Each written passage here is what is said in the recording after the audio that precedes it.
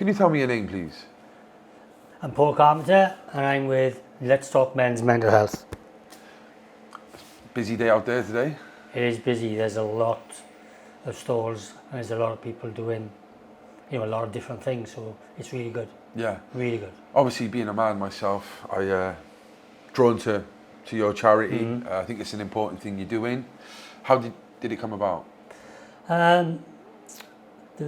There's a couple of boys, Michael Miles and Sean Parfitt. They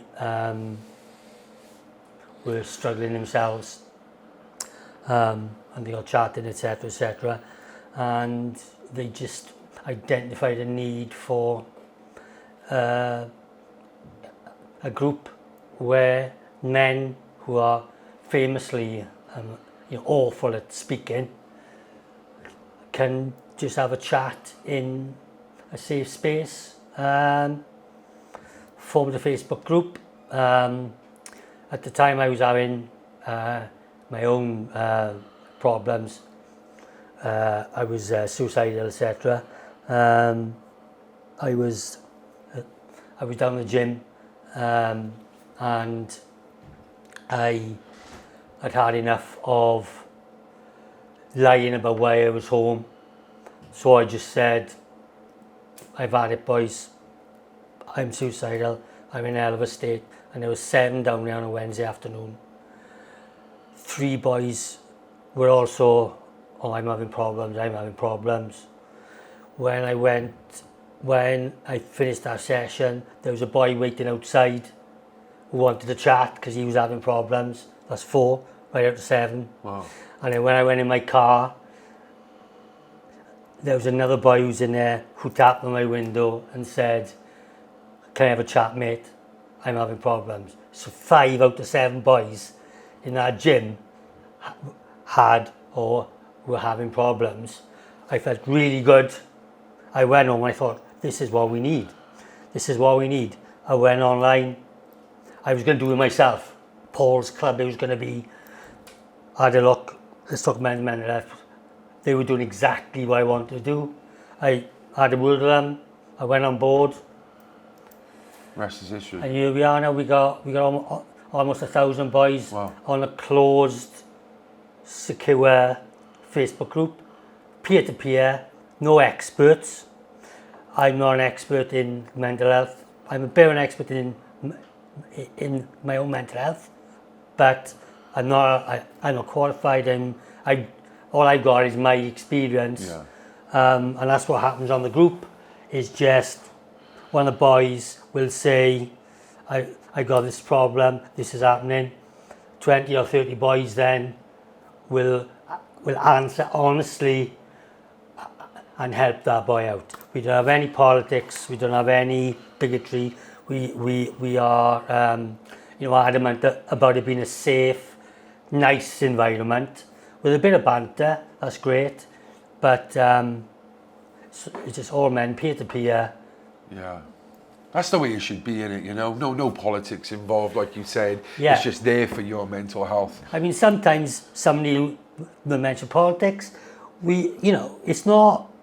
You're not out to mention politics. We'll see how it goes, and there can be a good debate about politics where there are 2 sides, etc. But there's no exclusion. We obviously see then if it gets a bit out of hand, yeah. And then we go, okay, and we run 2 face-to-face groups as well every week. Fantastic. In Aberdare and I'm in Toronto Rebel. Well, this is where I wanted to stress to the people how important. So you're based in the Valleys, yes, which has been notoriously known for a place of deprivation, let's say, people with nothing to do. Yeah, yeah. So this is something that's really needed. Yeah, absolutely. And there's no pressure. You could turn up once. You could turn up. We've had boys who turn up and don't speak a word. Yeah. It doesn't matter what issues they have. Alcohol and drugs is obviously very prevalent. I mean, the Valleys as it is everywhere. We obviously have, certain rules about turning up in in a tidy state, obviously. Yeah, of course. Because that's when things can get out of hand.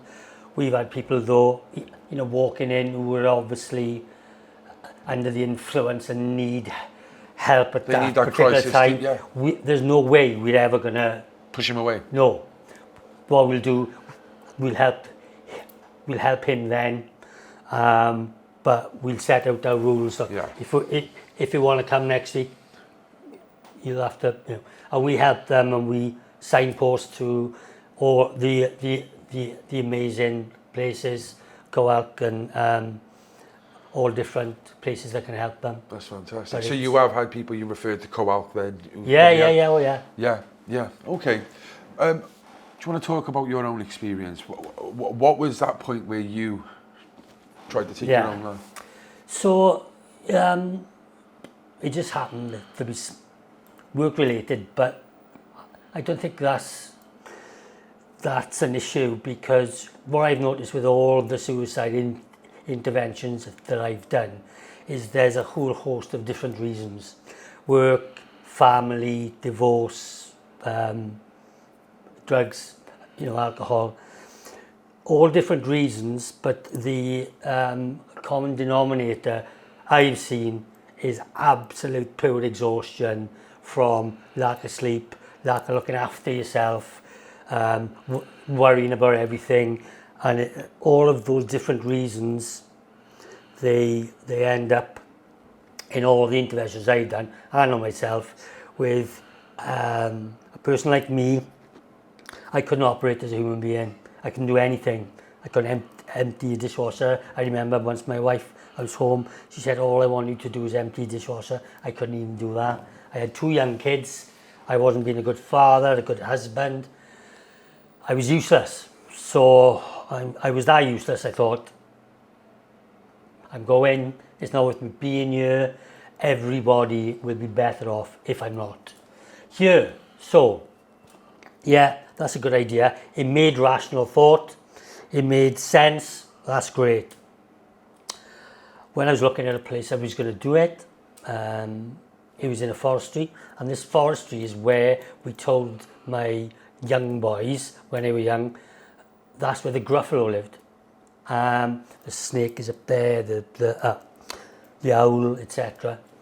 And I remember thinking, I can't do it there because it'll ruin the Gruffalo for my boys. And it was at that point I thought, you're not thinking straight here. If the only thing that you think is going to affect them is it ruining the Gruffalo story, you're not thinking straight. Yeah. You are broken. Your brain is just broken temporarily. As it happened then, I went outside and my car wasn't working. And I thought, well, I'll have to fix this. And then I thought, well, how are you thinking of fixing the car and not fixing yourself? So let's fix yourself. So that's when I went headlong into it. Meditation, exercise, sleep patterns, everything, and I got okay. And then I just got this message now that if you think that you're permanently broken, then you aren't. Yeah, you may be temporarily broken, but it's only temporary. Exactly like a car, exactly like a computer, you can be fixed.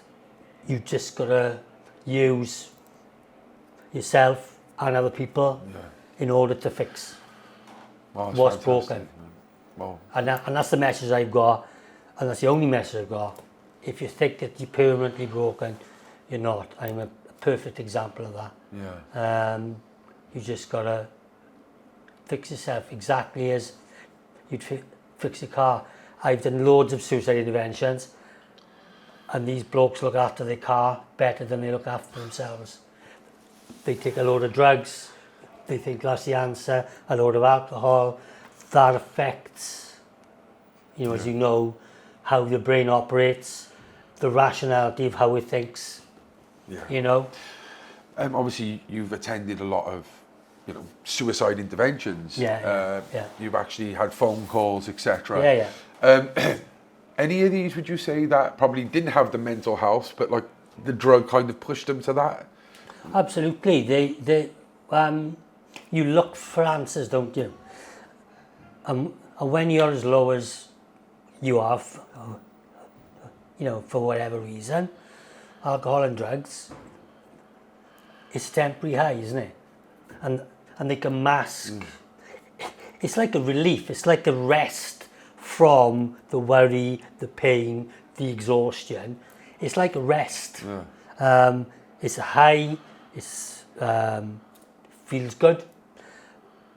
But as we all know, it's only temporary, and it's not a long-term solution. Yeah. And that's what we work on then, because every time I do a suicide intervention, first I tell them my story, then I tell them,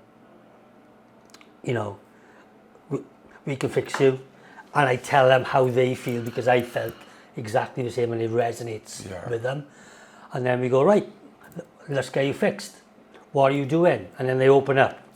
Fantastic. And there's a lot of drugs and alcohol involved. And then it's like, right, so that's one of the things we've got to look at.